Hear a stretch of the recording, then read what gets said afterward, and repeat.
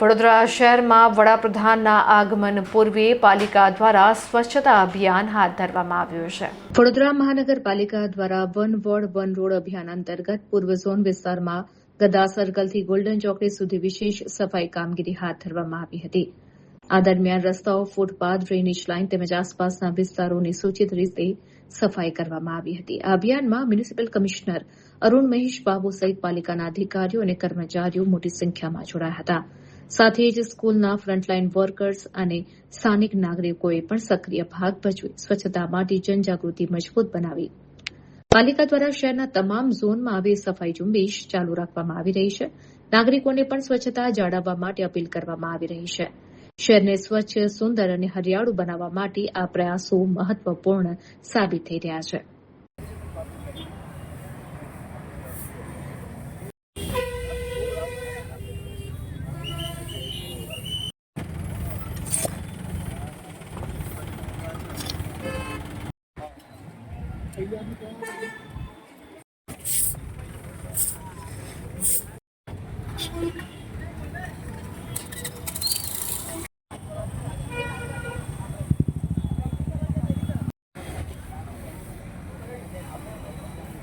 અંતર્ગત અમે one day one road અભિયાન અંતર્ગત જે કામગીરી કરવામાં આવ્યું એમાં લગભગ આપ જાણો છો કે 2 મહિનાથી સળંગ અમે અલગ અલગ જગ્યામાંથી અલગ અલગ રોડ્સમાં કામગીરી કરવામાં આવી રહ્યા છે।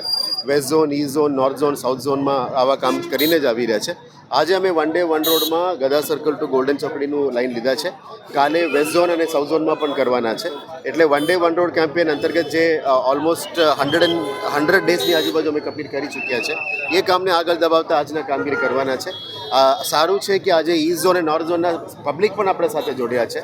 પબ્લિક સાથે સાથે સ્કૂલના સીનિંગ ઇકો વોરિયર્સ પણ આપણા સાથે જોડ્યા છે।